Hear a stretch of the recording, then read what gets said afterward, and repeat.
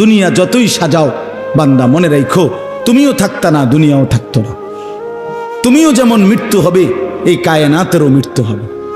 এই দুনিয়ার প্রত্যেক মানুষের মৃত্যু হলে সেটারে মৌত বলে, আর একদিন গোটা সৃষ্টি জগতের মৃত্যু হবে সেটারে কিয়ামত বলে। সেটারে কিয়ামত বলে।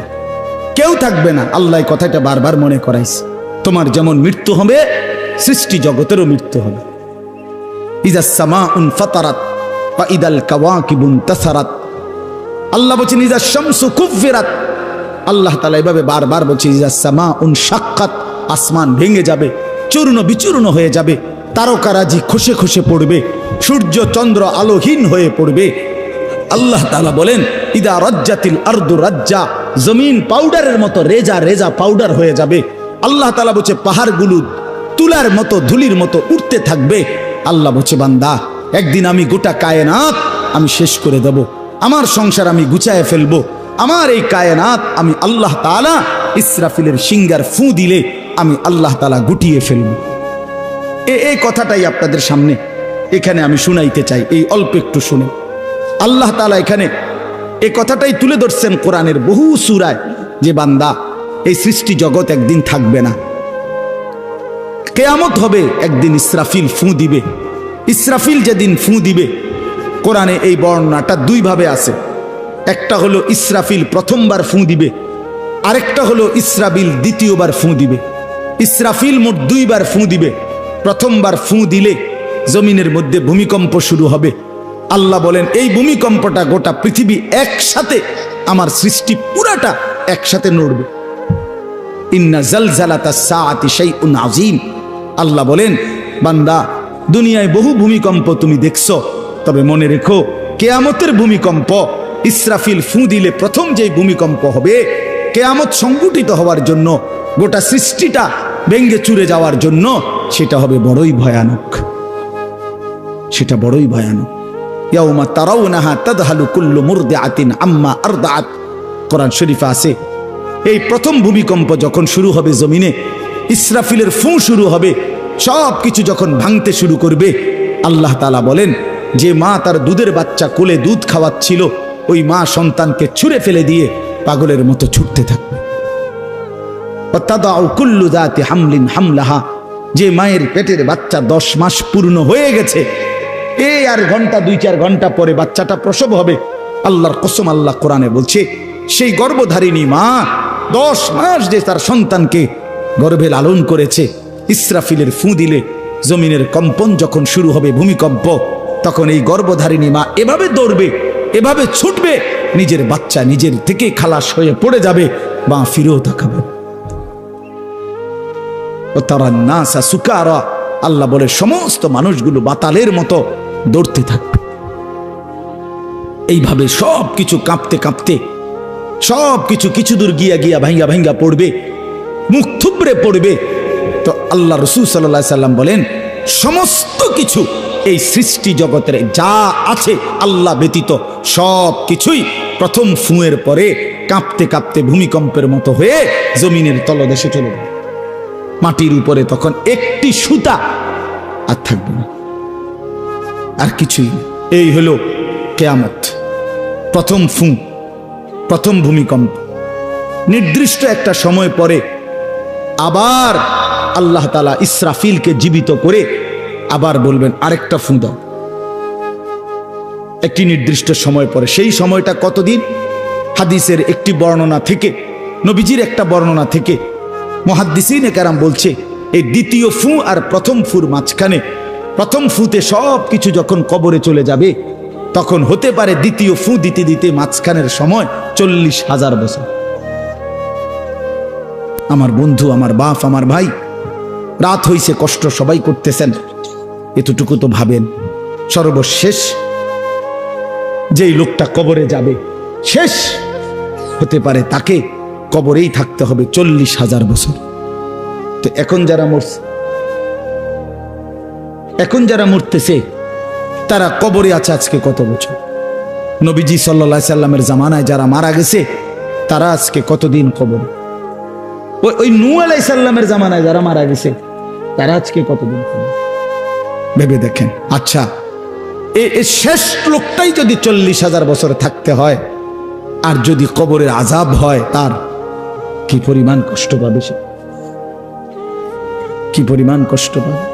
আল্লাহ রাসূল সাল্লাল্লাহু আলাইহি সাল্লাম বলেন, কবরের প্রথম শাস্তিটা কি?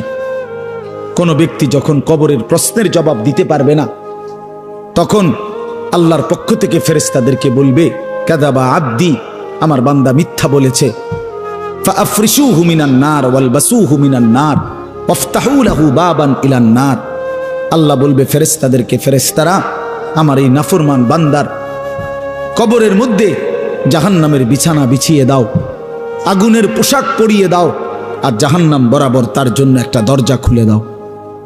এরপরে নবীজি বলছেন, ফেরেশতারা এই ব্যবস্থাপনা করে, আল্লাহর কসম বাফ, নবীজি বলছেন ফেরেশতারা যখন চলে যাবে, এই আগুনের বিছানা বিছাইয়া, আগুনের পোশাক পরাইয়া, আর জাহান্নামের দরজা খুলে দিয়ে যখন কবরে রেখে এই নাফরমানকে রেখে যাবে, তখন আল্লাহ নবী সাল্লাল্লাহু আলাইহি সাল্লাম বলেন, প্রথম মুহূর্তেই ফেরেশতা চলে যাওয়ার সাথে সাথে মাটি ডান দিক থেকে এই নাফরমানকে একটা চাপ দিবে, বাম দিকে ডান পাশের হাড্ডি পাঁজর ভাঙ্গা বাম দিকে চলে যাবে।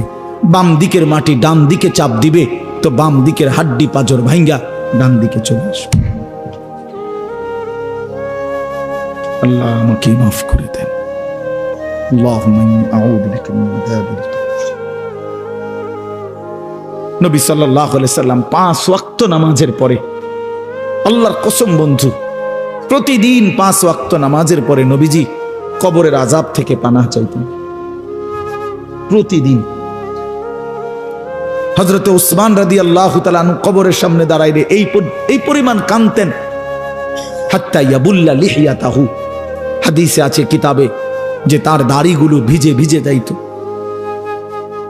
দাড়ি ভিজে যাইত, এই পরিমাণ কাঁদতেন কবর দেখলে। এরপরে তো সামনে ভাইয়া, বিষয়টাকে হালকা মনে করেন না। বাবারা আমার, ছেলেরা আমার, বিষয়টাকে দোস্ত আমার, হালকা মনে করেন। এই বেনামাজি জিন্দিগি কষ্ট পাইবেন, এই বেহায়ার জিন্দিগি কষ্ট পাইবা বাপ। আমি বলছিলাম আরেকটা কথা আল্লাহ নবী বলবে, একটা কথা তো আল্লাহ বলছে, বান্দা আমি আর কতবার বললে, কেমনে বললে, আমি এর চাইতে দামি আর কোন কথা নাজিল করলে তুমি আমারে মানতা। আর নবীজি বলবে হাসরের ময়দানে, নবী বলবে, উম্মত তুমি জানো, হাদিসের তাফসীরের মধ্যে আছে, প্রত্যেক ব্যক্তি, আল্লাহ বলছে নবীকে, আমাদের নবী সাল্লাল্লাহু আলাইহি সাল্লামকে, বন্ধু আপনারে সামনে রাইখা আপনার উম্মতের আমল নামা আমি আপনারে সামনে রাইখা খুলমু। নবী সাল্লাল্লাহু আলাইহি ওয়াসাল্লাম যখন উম্মতের আমল নামা খুলে দেখবে, খোদার 365 দিনে কোনো দিন ফজরের নামাজের সেজদা নাই, 30 বছর সুদের ব্যবসা করছে, 50 বছর মিথ্যাই বলে গেছে, হারাম রোজগারি করেছে, 30 বছর যাবত মহিলাটা কোনো পর্দা করে নাই, ঘরের মধ্যে কোনো দিন শরীয়ত বলতে কিছু নাই। আল্লাহর নবী সাল্লাল্লাহু আলাইহি সাল্লাম তখন বলবে, উম্মত তুমি জানো আমি 23টা বছর অনবরত তোমার জন্য কেঁদেছিলাম।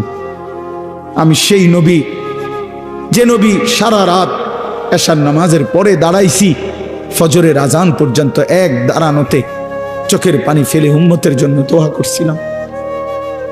আল্লাহ রসুলের স্ত্রী আম্মা জান আয়েশা বলছেন, নবী এই পরিমাণ কাঁদছে, এতটা লম্বা দাঁড়ায় ছিল উম্মতের জন্য, হাত্তা তাওয়াররামাত কাদামাহু, 2টা পাও ফুলে ফুলে গেছে। আল্লাহ নবী বলবেন, উম্মত আমি 23 বছর কাঁদছি রে, প্রতিটা রাত কেঁদেছি, দিন কেঁদেছি। আমি এই পরিমাণ, পিঠটা খুলে দেখাবে চাদর সরিয়ে, আমার উম্মত আমার পিঠটা দেখো, তায়েফের পাথরের আঘাতে আমার পিঠ কি পরিমাণ ছিদ্র ছিদ্র হয়ে গেছে। আমি সেই নবী, যে নবী তোদের জন্য পেটে ক্ষুধার কষ্টে পাথর ভাঙছিলাম 2টা। আমি উহুদের ময়দানে দান দান শহীদ করে রক্ত মাখা শরীর নিয়ে বেহুশ হয়ে লম্বা সময় পড়েছিলাম। আমার ঘরের চুলায় 3 মাস, হাদিসে আছে আম্মা জান আয়েশা বলছেন, নবীজির ঘরে আমরা 9 জন বিবি, উনি বলছে আল্লাহর কসম 3 মাস, কোনো দিন টানা 3 মাসে কোনো দিন আমাদের ঘরের চুলায়, 9 জন বিবির ঘরে কারো ঘরের চুলায় কোনো দিন আগুন জ্বলে না। 3 মাস খেজুর আর পানি দিয়ে আমরা জিন্দেগি কাটাইছি। আল্লাহর নবী বলবেন, উম্মত তাহলে এত কাঁদলাম কার জন্য, এত রক্ত ঝরাইলাম কার জন্য, পেটে পাথর বাঁধলাম কার জন্য, বিনিময়ে এটা কি আমল নামা নিয়ে আসছো? ছেলেরা বলো ভাই, একটা ছেলে বলো রাসূলুল্লাহ সাল্লাল্লাহু আলাইহি ওয়াসাল্লামের সুপারিশটা একটা মামুলি ব্যাপার? রাসূলুল্লাহ সাল্লাল্লাহু আলাইহি ওয়াসাল্লাম বলবে, উম্মত এটা কি আনলা? আমি এই আমল নামা নিয়া আমার মতো এত বড় শ্রেষ্ঠ রাসূলের উম্মত তুমি, আমি মালিকের সামনে দাঁড়ামু কেমনে, এটা দেখামু কেমনে? আরে চেয়ারম্যান ভাই, আপনি কেমনে দেখাইবেন? আপনার অনুসারী যদি, আপনার অঞ্চলের একজন মানুষের যদি পুরাটা পৃষ্ঠার মধ্যে 110টা মামলা থাকে, আপনি তার জন্য কেমনে দিবেন? আপনি একজন উপরস্থ পদস্থ কর্মকর্তার কাছে আপনি কিভাবে সুপারিশ করবেন? বেটা তোর তো কিছুই নাই বেটা, শুধুই অপরাধ আর অপরাধ ছাড়া। তো এই বেচারা লজ্জিত হবে কিনা বলেন না কেন? তো নবী সাল্লাল্লাহু আলাইহি সাল্লাম বলবেন, উম্মত তুই আমার মতো শ্রেষ্ঠতম রাসূলের মাথাটা তো ছোট করে ফেললি, তুই তো আমার উম্মত, তুই এটা কি আনলা? আমি কেমনে দেখাবো এটা আমার মালিকের সামনে যে রব্বুল আলামিন এটা আমার উম্মতের আমল নামা?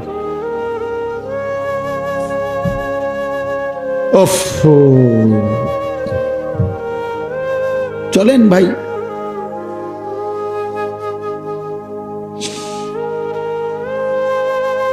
এই জন্য দোস্ত আমার, বন্ধু আমার, আমি দিবানিশি এই চিৎকার চেঁচামেচি করি, এই আহাজারি আমার অনেক দিনের। মুসলমানের সন্তান ফিরবে, নওজওয়ানরা ফিরবে, মুসলমানের যুব সমাজ নামাজ পড়বে, আল্লাহরে চিনবে, এটাই আমার স্বপ্ন, এ আমার দিলের তামান্না। কারো প্রতি আলহামদুলিল্লাহ এখন আর দিলে শত্রুতা রাখি না, কারো বিরোধিতা, কারো প্রতি হিংসা করার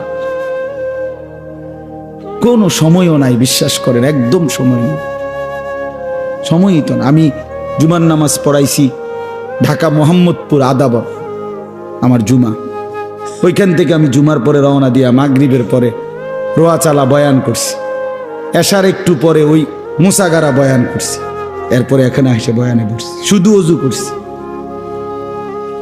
শুধু অজু, শুধু সময় বাঁচানোর জন্য মসজিদের খানাটা খাই নাই, হোটেলে, পথের একটা হোটেলে মদনপুর পার হয়ে আইসা অল্প কয়টা ভাত খাইছি।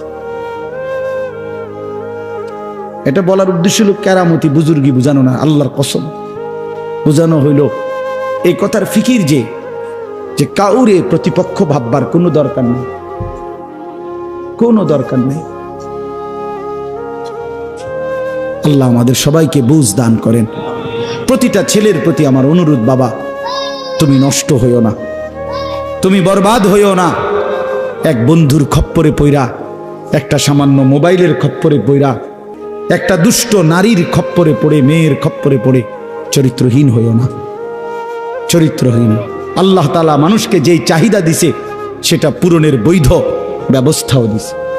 মানুষকে আল্লাহ তাআলা তৃষ্ণা দিয়েছেন, তো তৃষ্ণা নিবারণের জন্য পবিত্র হালাল পানীয় আল্লাহ তাআলা দিয়েছেন। মানুষকে আল্লাহ তাআলা ক্ষুধার চাহিদা দিয়েছেন, তো হালাল খাবারও আল্লাহ তাআলা দিয়েছেন। তো মানুষের লজ্জাস্থানের যেই চাহিদা, শাহওয়াত, যৌন চাহিদা, এটা আল্লাহ তাআলা দিয়েছেন, তো এটা পূরণের জন্য হালাল স্ত্রী আল্লাহ প্রত্যেক পুরুষের জন্য ব্যবস্থাও রেখেছেন। কেন নষ্ট হইল? চরিত্রহীন হইবা কেন? উলঙ্গ ছবি আর নর্তকীর পিছনে জীবন শেষ করে দিবা কেন? কি দুঃখে বন্ধু নষ্ট হইলা বলো? অনেক ছেলে তো এখানে বসছো মাশাআল্লাহ, কিন্তু অনেক ছেলের চেহারা দেখলেই বোঝা যায় ভাইয়া নামাজ পড়ো না, চেহারায় সেজদার চিহ্ন নাই। দোস্ত আমার, চিহ্ন নাই। আল্লাহ আমাদেরকে মাফ করে দেন। তো আল্লাহ তাআলা বলেন, ইসরাফিলকে আল্লাহ দ্বিতীয়বার উঠাবে, উঠাইয়া বলবে, ইসরাফিল আবার ফুঁ দাও। এই আবার ফুঁ দিলে এবার আবার জমিন কাঁপতে শুরু করবে দ্বিতীয়বার। তো প্রথমবার ফুঁ দেওয়াতে জমিন কাঁপতে কাঁপতে সব কিছু কই গেছিল? নিচে, মাটির নিচে। মাটির উপরটা কি? খালি, ফাঁকা না? এইবার দ্বিতীয়বার যখন ইসরাফিল ফুঁ দিবে, মাটি কাঁপতে কাঁপতে ভূমিকম্প শুরু হলে এবার জমিনের সমস্ত কিছু ভিতরে যেগুলো ছিল সব কিছু জমিনের উপরে উঠে আসবে, একেবারে একটা সুতা সহ। গরু, ছাগল, মানুষ, জিন, স্বর্ণ, রৌপ্য, হীরা, মণি, মুক্তা, জহরত, সব সব সব, শুধু মানুষ না, একেবারে সব কিছু, একেবারে আদম আলাইহিস সালামের জামানা থেকে ইসরাফিলের ফু পর্যন্ত যত কিছু মাটির তলে গেছে সব মাটির উপর উঠে আসে। ইদা জুলজিলাতিল আরদু জিলজালাহা, আল্লাহ তাআলা বলেন এই দ্বিতীয়বারের ভূমিকম্প জমিনে যখন হবে, ওয়া আখরাজাতিল আরদু আসকালাহা, জমিন তার তলদেশ থেকে তার ভেতরে যা কিছু বোঝা জমিনের মধ্যে ছিল সব কিছু সে জমিনের উপরে তুলে দিবে। তুলে দিলে তখন তাফসীরের মধ্যে আছে এই যে স্বর্ণ, রৌপ্য, মণি, মুক্তা, টাকা পয়সা, হীরা, জহরত, অর্থ সম্পদ, এগুলোর স্তূপ থাকবে। আশ্চর্য কথা শোনেন, সরাসরি হাদিসে আছে, নবীজি বলছেন এই স্বর্ণ, রৌপ্য, মণি, মুক্তাগুলো তখন আল্লাহর কুদরতে কথা বলবে। এইগুলা, এই অর্থ সম্পদগুলা, মানুষের যে অর্থ সম্পদ, এগুলো কথা বলবে। কি কথা বলবে? চোরেরে ডাক দিবে, আইনা সারিক, এই চোর, এদিকে বাটফার, এদিকে এই সম্পদের জন্য চুরি করেছিলি, আজ যা দরকার নেই। আইয়ুহাল কাতি, এই ডাকাত, এদিকে, এখান থেকে নে, এই সম্পদের জন্য ডাকাতি করছি, নে এখন নে। সরাসরি হাদিস আছে, রাসূলুল্লাহ সাল্লাল্লাহু আলাইহি ওয়াসাল্লাম বলছেন এই অর্থ সম্পদ ডাক দিয়া বলবে, হে আত্মীয়তার সম্পর্ক ছিন্নকারী বেঈমান, এদিকে, এই সম্পত্তির জন্য আপন ভাইকে বঞ্চিত করছিলি, আপন চাচাকে বঞ্চিত করছিলি, আপন ভাতিজারে বঞ্চিত করছিলি, এর জন্যই আত্মীয়তার সম্পর্ক ছিন্ন করেছিলি, এখন নে, যা লাগবে নে, হারাম কর এখন নে, সুদখোর কত টাকা দরকার তোর এখন নে। আল্লাহর কসম, মানুষ পাগল হয়ে যাবে, অবাক হয়ে যাবে। আর এটা কি? এই এরপরের আয়াত, ওয়াকালাল ইনসানু মা লাহা, লোকেরা বলবে এটা কি হলো, আরে এটা কি কারবার, এগুলো কথা কয় কেমনে, এগুলো কয় কি, এগুলা মানুষ সব অবাক হয়ে যাবে, বলবে একে অপরে মা লাহা, জমিনের কি হলো, এগুলোর কি হলো, এগুলো কথা বলছে কেন, এগুলো কি বলতেছে এগুলো? অর্থাৎ কেউ তো কিছুই নিবে না, নিবে কিছু, কথা বলেন না কেন কারো কোনো। তো এবার আল্লাহ বলেন ইয়াউমা ইদিন তুহাদ্দিসু আখবারাহা, আল্লাহ বলে বান্দা অর্থ সম্পদগুলো কথা বলছে দেখে অবাক হইলা, এখনো না দেখবা আসল খেলা, এখনো না দেখবা মেন খেলাটা, যে এখন দেখবা তোমার পায়ের নিচের জমিন, তোমার পুরা জিন্দেগির ভালো মন্দ সমস্ত কিছু তোমার সামনে আমি আল্লাহর সামনে বলে দিব। এখন শুনবে, এই জমিন তোমার ভালো মন্দ কথা বলবে। ইয়াউমা ইদিন তুহাদ্দিসু আখবারাহা, তোমার প্রতিটা মিনিট সেকেন্ড একাকী প্রকাশ্য, ঘরে বাহিরে, লোকালয়ে, আলোতে, অন্ধকারে, রাত গভীরে, দিনের আলোতে, তুমি যা ভালো করেছো তাও বলবে, তুমি যা মন্দ করেছো তাও বলবে। রাত গভীরে তাহাজ্জুদের নামাজ পড়ছিলা, এই জমিন এখন বলবে রাত গভীরে জিনা ব্যভিচার, মদের আড্ডা, জুয়ার আড্ডায়, নারীর আড্ডায় পড়েছিলা, এটাও এখন বলবে। শুনবে, এখন শুনবে। তখন লোকেরা বলবে হায়, জমিন কেমনে কথা বলে, সম্পদ কেমনে কথা বলে। তো আল্লাহ বলেন বিআন্না রাব্বাকা আওহা লাহা, এজন্য বলে যেহেতু আল্লাহ তাআলা আদেশ করেছে। আল্লাহ আদেশ করলে তার গোটা সৃষ্টি কথা বলে, তাহলে মূলত জিহ্বায় কথা বলে না, আল্লাহ আদেশ করলে গোশতের এই টুকরাটা কথা বলে। নাহলে যেই লোক, আপনারা কোনো বোবা দেখছেন, কথা বলেন না, বোবা মানুষ দেখছেন কখনো? তো বোবা মানুষের তো জিহ্বা নাই, ঠিক না? আছে না? আছে কিনা বলেন না? তো হে কথা কয় না কা, কথা বলে না কা কেন, মানে কথা বলে না কেন, মানে জিহ্বা তো আছে কিন্তু কথা বলে না কা। বুঝা গেল কি? আল্লাহর হুকুম হলে কথা বলে। যে কানে শুনে না, তার এখান দিয়ে এরকম কান নাই, তো হে শুনে না কান, তাহলে কানে দিয়ে শুনে না, আল্লাহর হুকুম হইলে শুনে। যে অন্ধ, সে তার কি এরকম চোখ নাই, তো হে দেখে না কা। মূলত আল্লাহর হুকুম হলেই চোখে দেখে, নাইলে দেখেন। তো ঠিক আল্লাহর হুকুম হইলে গোশতের এই টুকরাটা যদি কথা বলতে পারে, আল্লাহর হুকুম হইলে গোটা সৃষ্টিও কথা বলতে পারে, গোটা সৃষ্টিও কথা বলতে পারে। এবার আসেন এই শেষ ইয়াউমাইদিন ইয়াসদুরুন নাসু আশতাতাল লিয়ারাউ আমালাহুম, ফেরেশতারা সমস্ত মানুষকে দলে দলে দলে দলে গ্রুপ গ্রুপ করে ভাগ করে দিবে।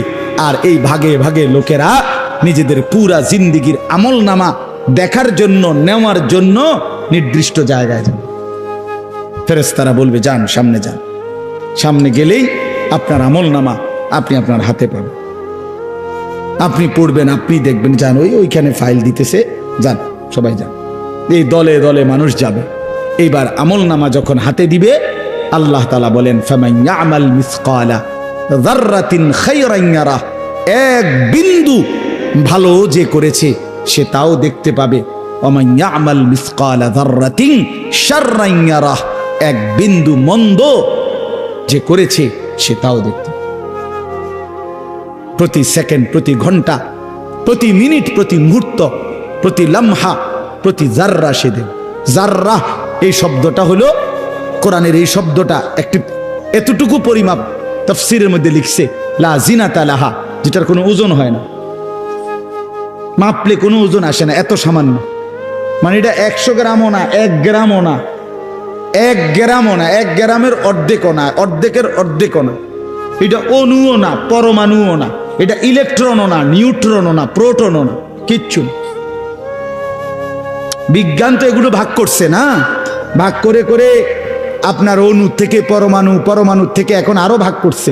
এই ইলেকট্রন, প্রোটন, নিউট্রন এগুলো ভাগ করতে করতে সূক্ষ্ম থেকে সূক্ষ্ম, সূক্ষ্ম থেকে সূক্ষ্ম বিজ্ঞান বাহির করতেছে।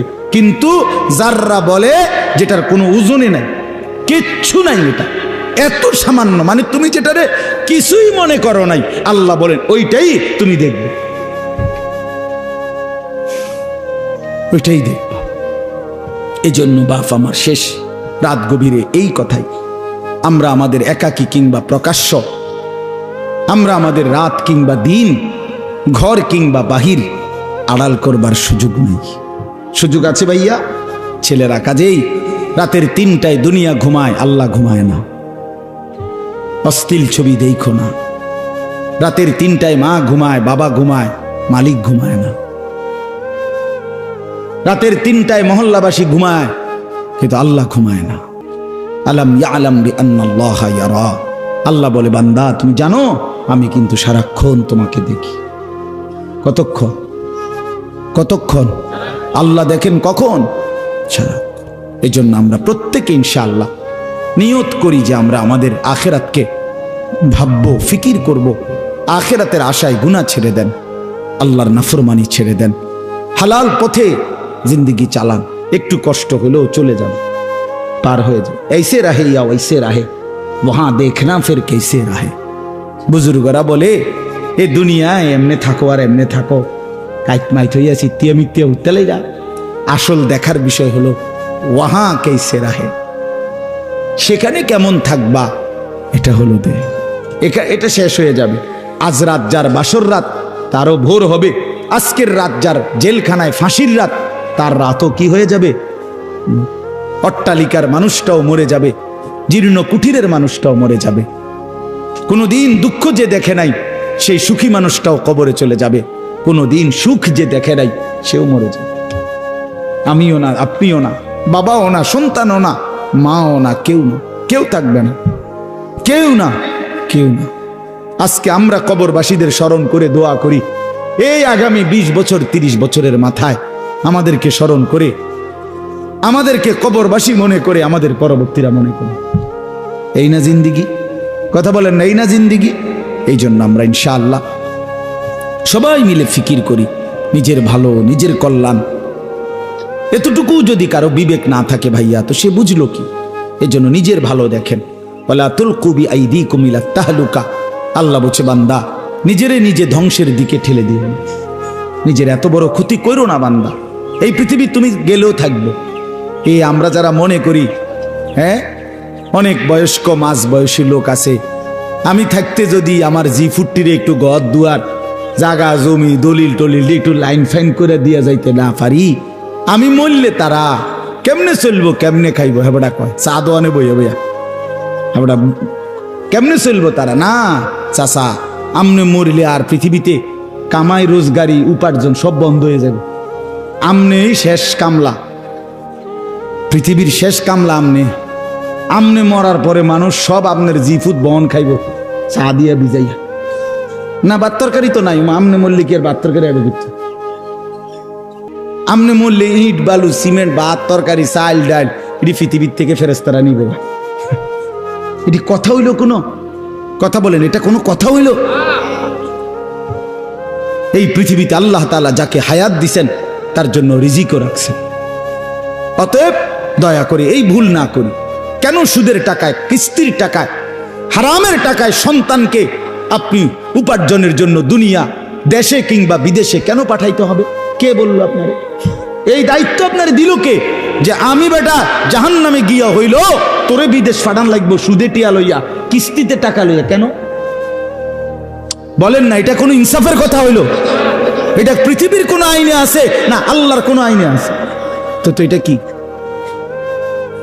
এটা হলো লুভি আমনে আবার কলজাটা খুললা চান আবার কলজার ভিতরে হলো লোভ এই জন্য আবার কিস্তি লইছে সুদ লইছে ফুতেরে টাকার মেশিন বানাইয়া পাঠাইছে বিদেশে যে তুই শুধু টাকা পাঠাইবি তোর চাচা জমি বেচবো তোর জেডায়ও জমি বেচবো উত্তর দিকের এন্দিয়া 10 শতক বেচবো হুঁচি টাকা রেডি রাখতে হইব নাই তো কি নাই তো কে বললো আপনারে হারামের মাধ্যমে আল্লাহর নাফরমানি করে স্ত্রী সন্তানের সংসার সাজাইতে এই সংসার সাজে না এই সংসার বরবাদ হয় আল্লাহ তাআলা আমাদেরকে বুঝ দান করেন চলেন হালালের উপরে চলি আল্লাহকে রাজি খুশি করে চলি 5 ওয়াক্ত নামাজের মাধ্যমে জিন্দেগি কাটাই বলেন আলহামদুলিল্লাহ।